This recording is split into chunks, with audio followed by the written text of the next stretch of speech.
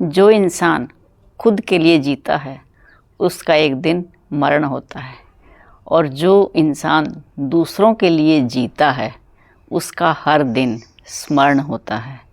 Hello जी, नमस्कार। मलांस पिटारा में आपका स्वागत है। आई होप सब अच्छे होंगे। तो आइए शुरू करते हैं एक छोटी सी मोटिवेशनल स्टोरी, और ये कहानी बहुत ध्यान से सुनना, आपको बहुत ही शिक्षा देगी। तो एक बहुत ही गरीब आदमी था और उसकी एक बेटी थी। अपनी बेटी की पढ़ाई पे उसने बहुत जोर लगा रखा था। वो ये सोचता था कि मैं तो गरीब हूँ, मज़दूरी करता हूँ, लेकिन मैं चाहता हूँ कि मेरी बेटी जो है वो इस दौर से ना गुजरे। और वो तन मन धन से अपनी बेटी की पढ़ाई पे फोकस कर रहा था, मेहनत मजदूरी करता और पूरा ध्यान अपनी बेटी की पढ़ाई में। तो उसकी बेटी के बोर्ड के एग्ज़ाम हुए 10वीं के, और उसकी बेटी ने डिस्ट्रिक्ट में फर्स्ट किया। तो एक दिन वो एक बहुत बड़े होटल में जाता है। वहाँ जाके वेटर से कहता है कि एक प्लेट पाव भाजी लेके आए मेरी बेटी के लिए, इसकी बहुत फेवरेट डिश है ये, और ये पूरे डिस्ट्रिक्ट में मैट्रिक में फ़र्स्ट आई है, मैं इसे ट्रीट देना चाहता हूँ। तो वेटर ने कहा कि सिर्फ़ एक प्लेट, क्या आप नहीं खाएंगे? तो उस गरीब आदमी ने कहा कि नहीं, सिर्फ मैं अपनी बेटी को खिलाना चाहता हूँ, मैं इसी को ट्रीट देना चाहता हूँ, 2 प्लेट मैं अफोर्ड नहीं कर सकता, और ये मैंने इससे वादा किया था, इसलिए ये फ़र्स्ट आई है, मैं इसको ट्रीट देने आया। तो वेटर को ये सुन के वेटर का दिल बड़ा पसीज गया। तो वेटर ने कहा कि ठीक है।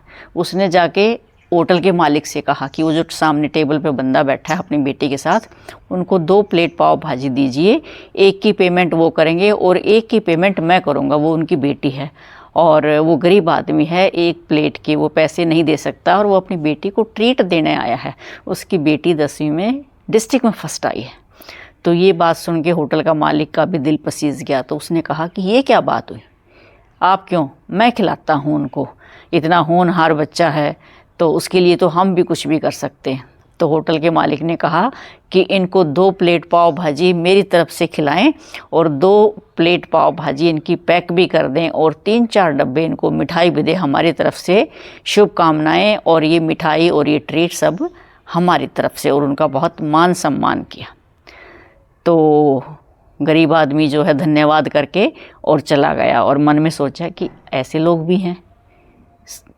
तो मेरा तो विश्वास ही उठ गया था अमीर लोगों से कि वो दूसरे लोगों की गरीब लोगों की परवाह नहीं करते हैं। जब समय बीतता गया और वो लड़की पढ़ लिख कर और यूपीएससी की परीक्षा उसने पास की, और वो लड़की डिस्ट्रिक्ट कलेक्टर बन गई।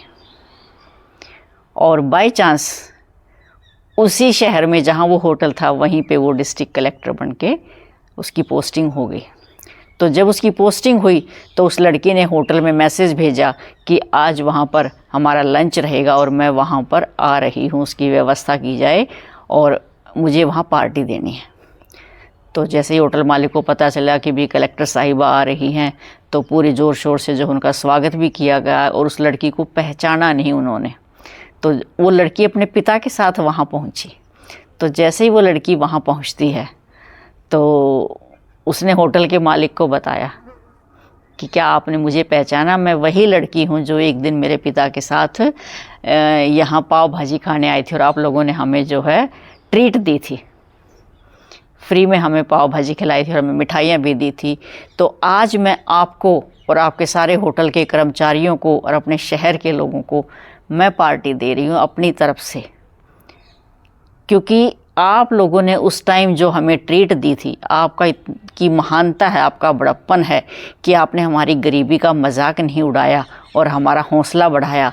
और आपकी महानता देख के मेरे दिल में वो जज्बा पैदा हुआ, वो जुनून पैदा हुआ कि मुझे भी ज़िंदगी में कुछ करके दिखाना है, और मैं भी आपको एक दिन ऐसे ही ट्रीट देने आऊँगी। शायद आप उस दिन हमारी गरीबी का मजाक उड़ाते तो मैं ये न कर पाती।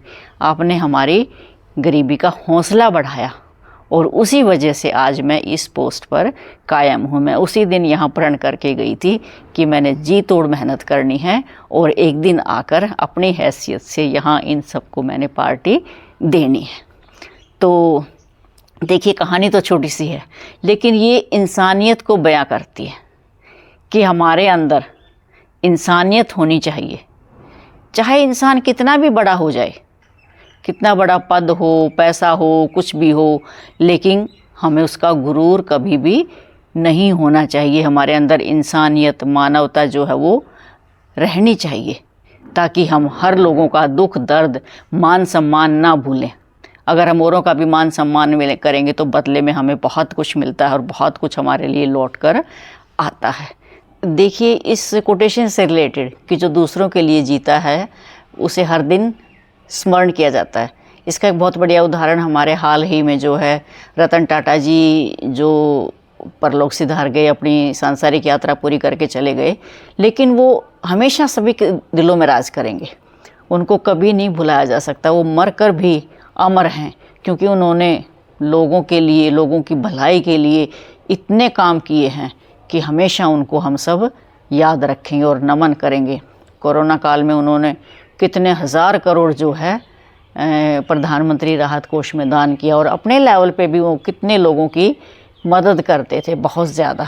इतने दानी सज्जन थे, दूसरों के लिए पहले सोचते थे। तो इसलिए जो दूसरों के लिए जीता है वो हर दिन स्मरण किया जाता है। तो ऐसे ही हमें भी, मैंने पहले एक छोटी सी स्टोरी सुनाई थी कि हम तन मन धन से दूसरों की मदद करें, पुण्य का काम करें। अगर धन नहीं है तो मन से तो सोचें, सोच तो ऐसी रखें कि हम किसी न किसी रूप में जो है लोगों की मदद करें, अपने शरीर से करें।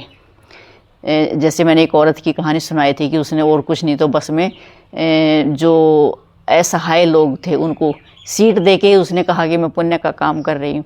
किसी को रोड क्रॉस करवा दो, किसी के पास ज्ञान है तो किसी बच्चे को फ्री में पढ़ा दो, किसी की फ़ीस, अगर पैसा है तो हम किसी की फ़ीस भर सकते हैं, किसी की मदद कर सकते हैं मेडिकल एड के लिए। तो पुण्य के बहुत सारे काम हैं। किसी भी स्तर पे हम जो है तन से, मन से, धन से जो है मदद कर सकते हैं। और दूसरों, और कुछ नहीं तो हम पर्यावरण को ही स्वच्छ रख सकते हैं, ये भी हम पुण्य का काम कर सकते हैं। इसमें भी औरों की भलाई है। जो लोग उस वातावरण में रहेंगे उनको बहुत ही सूदिंग एनवायरनमेंट मिलेगा। कूड़ा कचरा ना फैलाएं, जहाँ फैला हुआ है वहाँ उठा दें या मोटिवेट करें लोगों को। तो पुण्य के तो बहुत सारे रास्ते होते हैं। तो आई होप आपको ये स्टोरी अच्छी लगी होगी। अच्छी लगे तो प्लीज़ इसको लाइक करें और कमेंट करें, और चैनल को सब्सक्राइब ज़रूर कर लें जिन्होंने नहीं किया है। मिलते हैं एक और मोटिवेशनल स्टोरी के साथ, तब तक के लिए बाय बाय।